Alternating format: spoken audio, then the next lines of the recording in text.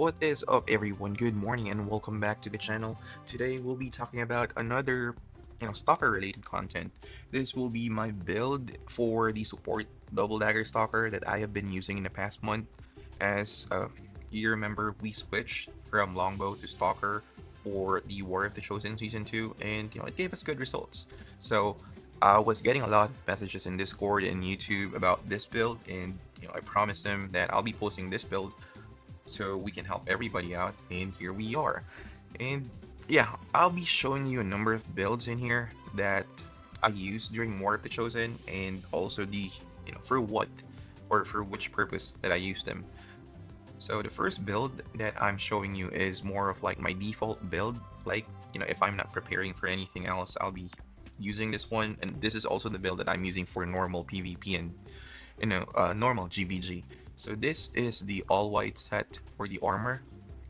So you can see I have the white level 70 set in here, tiered up to max, of course. And basically this build allows me to go in and out of control and a battle, so that if in any case my HP goes low, I can just back out and go in again once I'm full. So also another thing to consider is that the two daggers that I have right now, they were +8 during the War of the Chosen season 2. I just transferred back the refines and upgrades to the bow because I'm using bow now and I'm working on that build right now. So my HP, like everything, was a little bit higher during WOC. Like I think I had 15 million of HP or 14 million, and my physical attack was around like 25k, and that helps with the reject sword thing. But we're here to discuss about the builds. So for the daggers, just upgrade and refine them to as much as you can, and enchant them with Vit, both of them Vit. For the cards, there's really not much options for the cards. You can, but ideally, if you really want to be competitive for double daggers, you should have like an Amon-Ra card in there, because that's basically +30 Vit flat, and that's crazy. So if you have like a couple of Amon-Ras that you can put in there, that's good. Another good choice will be Drake card. It provides you haste, so yeah, you get 5% haste from Drake card, which helps you if you're lacking dex, or if you really want to like zero out your variable cooldowns. That's good. But yeah, apart from that, there's really nothing much. You can put in physical attack cards in there for your reject sword, but you're not there to do damage anyway. You're just there to survive and help your teammates. So I won't really care about much on weapon cards. I mean, unless it's Amon-Ra, of course. For the armors, again, just refine and upgrade them as much as you can. And for the armors, you can put in as enchant Geffen enchant for PvP reduction. Since you're using whites, you'll be lacking PvP reduction. So those are my enchants for the white set. And the cards that I use is like for the armor, it's gonna be a mark card and a 10% HP card. For the cloak, it's two 10% HP cards. For the boots, you can either use a Moonlight card or the Ray card, the blue movement speed card, and another 10% HP card. So just basically, you just want as much HP as you can, with the exception of the mark cards, of course, because you don't want to be frozen. Like, even if you're wearing whites, you're still gonna get frozen. That's why in this build I have like a mark card in the armor and 3 wormtail cards on the accessories. So for the accessories, again, upgrade and refine as much as you can. Enchants will be medium reduction, so you're basically filling out 2 buckets in here, PvP reduction and medium reduction, and most of the time that's sufficient. So he should be good. Like, no normal person can kill you 1-on-1 or even 3v1, 5v1. You can just stand there and run away, and you'll be alive. For the cards, again, I didn't tier this up because it's too expensive. So it's just a wormtail card for the 2. For the talisman, another wormtail card, and the Bloody Knight card, which provides you Vit and some resistance to immobilize. So with that, you'll have like close to 10 million HP depending on your refines. Right now it's only 13 million because I don't have the awakening of the refine 8s, but it's more than sufficient for today's time. So yeah, that's about it for the default build. Let me show you another build that I used during War of the Chosen.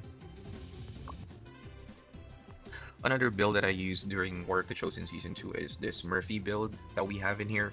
This basically trades off the immunity and cleanse that you get from, the level 70 white set for some defense, PvP reduction, and additional HP. So I use this to to play against bigger whales than us so that I can tank more hits and stay alive for my team. So everything's gonna be the same for this one, for the weapons of course, except for the armors. So here, instead of PvP reduction enchants, I put in demi-human reduction enchants so that I can cover all 3 bases. So I have PvP reduction from my +8 Murphys, and I have demi-human reduction as enchantment additional on the Murphys too. On the accessories, I'll be having medium reduction, so I can have all my bases covered. So no matter like what buckets are the opponents filling for their offense, I do have an answer. But it changes like if you know your opponent too well. Like for example, they're stacking PvP reduction, I'll swap out the armor enchantments to PvP reduction or Geffen enchants. But if I know that they do have some demi-human enchantments on their weapon, I'll put in the demi-human enchantments on the armors. For the accessories, they say as a medium reduction, because medium reduction, that's the most common enchantment for, let's say, for assassins, stalkers, and snipers. And that's pretty much a sure thing when facing them, so I drop them.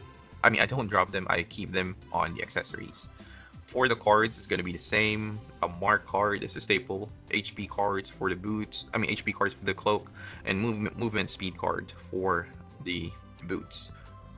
And of course, I'm keeping my Wormtail cards in all 3 accessories, and a Bloody Knight card for the talisman too. Lastly, I want to show you the build that I use against Merged T-Ships team, which is the final game for the War of the Chosen. So it's still the same, but a little bit different. Again, the daggers back then were pretty much upgraded and refined to +8, so my HP was like around 15 million and physical attack was like 25,000. And I stuck with Murphy mainly because the opponents the DPS on the opponent's team were pretty much stacked with PvP damage. If you were to look at their weapons and their accessories, they're all PvP damage modifiers. So I have to keep my PvP physical reduction in my armors. And also, for the enchantments, I put in some demi-human, just to be sure that I'm covering all of my bases. The only thing different will be the enchantments on my accessories, knowing that my opponents, or the hitters of the opposing team, were pretty much critical type players, like LKs or Lord Knights and Assassins. Like all their normal attacks and skills for Sonic blows will hit you like a truck if it crits. So I decided to drop all medium reduction and swap it out with anti-crit from the Morok stones. And I think that helps for when you're facing such opponents, because I'll show you a video afterwards, not against them, but like a friend that I did some testing on, just to show you the difference between medium and anti-crit when facing critical types. But yeah, it was kind of hard for me because I had a lot of medium reduction stacked in for the past month, and I was so used to it. Like it was so good against normal players, especially PvP and GVG. Like you're very tanky with that.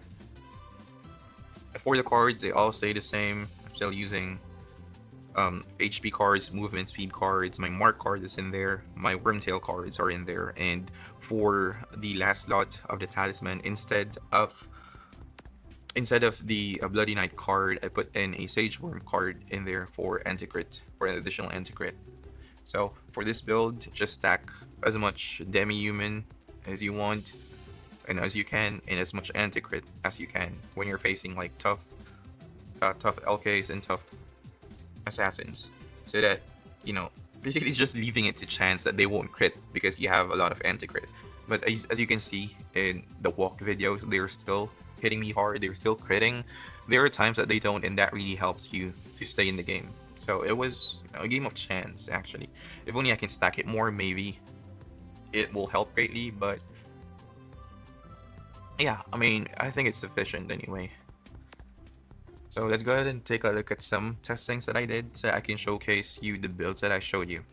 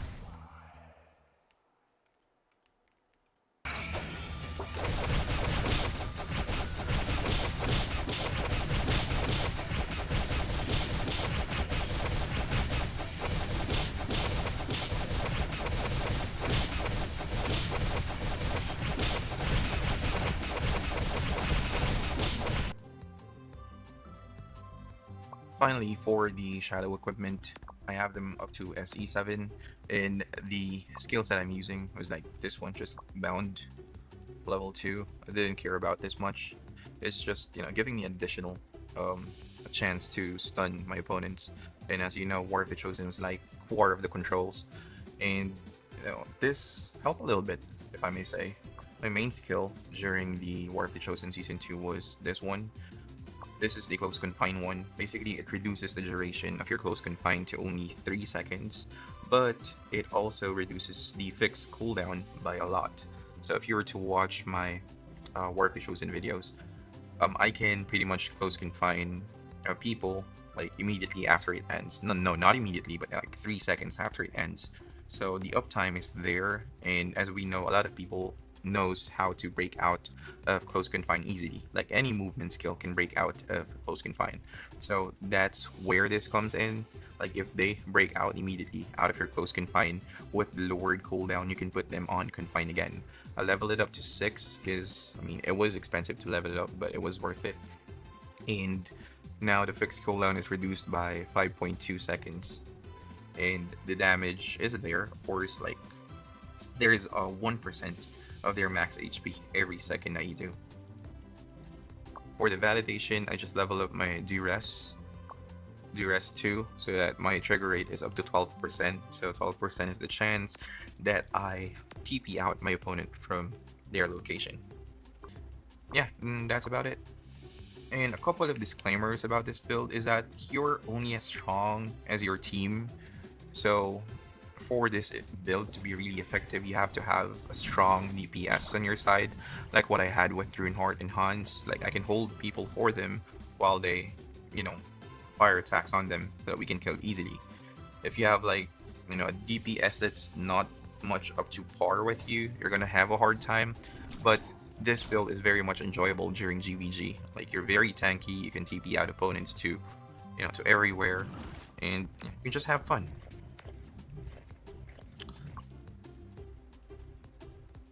So there you go, that's about it for my build during the War of the Chosen Season 2. Hope you picked up something, hope you learned something too. And yeah, I'll see you again later for another vid. Right now we're just working on our longbow stalker because the progress wasn't there anymore. I'm currently working on it right now, and I'll post like an updated build of my longbow stalker, like how is it right now and current progress on the next video. And yeah, hopefully you can watch it too. So there you go, thank you very much for staying, and I'll see you again. Bye.